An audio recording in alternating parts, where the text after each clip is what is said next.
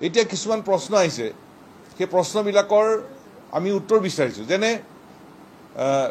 যি ছিংগাপুৰত যি নৰ্থ ইষ্ট ফেষ্টিভেলৰ উদ্যোক্তা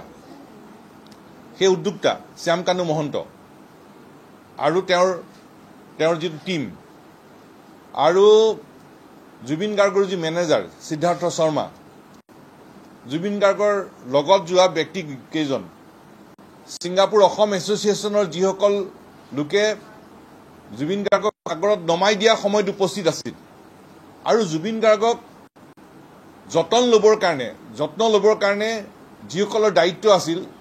তেওঁলোকৰ গাফিলতিৰ কাৰণে এই ব্যৱস্থাটো হ'ল আমি জুবিন গাৰ্গক হেৰুৱালোঁ শ্যাম কানু মহন্ত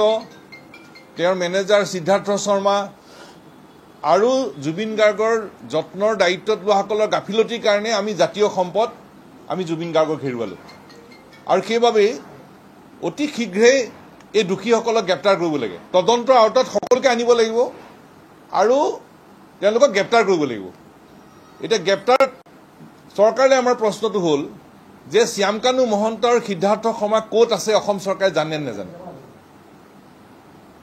যদি জানে গ্ৰেপ্তাৰ কিয় কৰা নাই স্পষ্ট কথা ইয়াত আৰু মানে বেলেগ কথা একো অহা নাই শ্যাম কানু মহন্ত আৰু সিদ্ধাৰ্থ শৰ্মা ক'ত আছে অসম চৰকাৰে জানে নাজানে যদি জানে গ্ৰেপ্তাৰ কিয় কৰা নাই গ্ৰেপ্তাৰ কৰিব লাগে শীঘ্ৰেই আত্মসমৰ্পণৰ এটা সুবিধা দি আইনৰ সুৰুঙাৰে বাচিবলৈ দিব নালাগিব সেইটো কথা আমি মানি নলওঁ আৰু সেইকাৰণে পুনৰ প্ৰশ্ন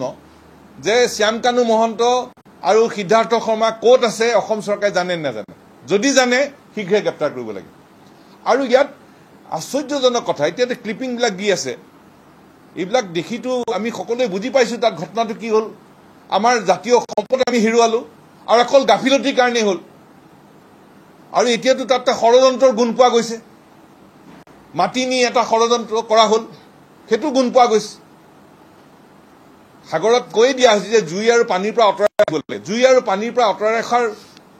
ৰাখিব লাগে বুলি কোৱাৰ পিছতো উদ্যোক্তা শ্যাম কানু মহন্তই কি কাৰণে জুবিন গাৰ্গক সাগৰৰ পাৰলৈ যাব দিলে এক কি কাৰণে তেওঁৰ মেনেজাৰ সিদ্ধাৰ্থ শৰ্মাই তেওঁক লগত সাঁতুৰিবলৈ গ'ল কি কাৰণে ছিংগাপুৰৰ অসম এছ'চিয়েশ্যনৰ যিসকল সদস্য সাগৰৰ পাৰত আছিল তেওঁলোকে আনন্দ কৰি খিকিন্দালি কৰি জুবিন গাৰ্গক সাঁতুৰিবলৈ দিলে কিন্তু পানীত গৈ জুবিন গাৰ্গক অঁতৰাই অনাৰ ব্যৱস্থা নকৰিলে যে নহয় আপুনি সাঁতুৰিব নালাগে এই যিটো যত্ন লোৱাৰ যিটো ব্যৱস্থা এইটো চূড়ান্ত গাফিলতি হৈছে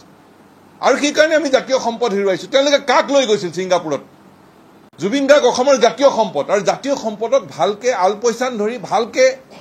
সুৰক্ষিত কৰি ৰখাৰ দায়িত্বটো তেওঁলোকৰ উদ্যোক্তা মানে কি উদ্যোক্তা হ'লে আমাৰ জাতীয় সম্পদক লৈ গৈছে তাক ভালকৈ ৰাখি সুৰক্ষিত কৰি ৰাখি যত্ন লৈ কি দৰৱ খাব কি আলপৈচান ধৰিব লাগিব কি ধৰণে তেওঁ শুশ্ৰূষা কৰিব লাগিব সেই দায়িত্বটো কাৰ উদ্যোক্তা শ্যাম কানু মহন্ত আৰু তেওঁৰ টীমৰ মেনেজাৰৰ কাম কি টকা পইচা গণনাটোৱে মেনেজাৰৰ কাম নেকি টকা পইচা গণনাটোৱে অকল মেনেজাৰৰ কাম নহয় মেনেজাৰ মানে কি তেওঁ আমাৰ জাতীয় সম্পদ জুবিন গাৰ্গে ক'ত খাব কি ধৰণে খাব দৰৱ কেতিয়া খাব কি কেতিয়া শুব এই সকলোবোৰ দায়িত্বটো তেওঁৰ আৰু এই চূড়ান্ত গাফিলতি জুই আৰু পানীৰ পৰা নেম কেয়াৰ হস্পিটেলৰ পৰা কৰ্তৃপক্ষই কৈ আছে জুই আৰু পানীৰ পৰা আঁতৰাই ৰাখিব লাগে তৎসত্বেও পানী সাঁতুৰিবলৈ কিয় দিয়া হ'ল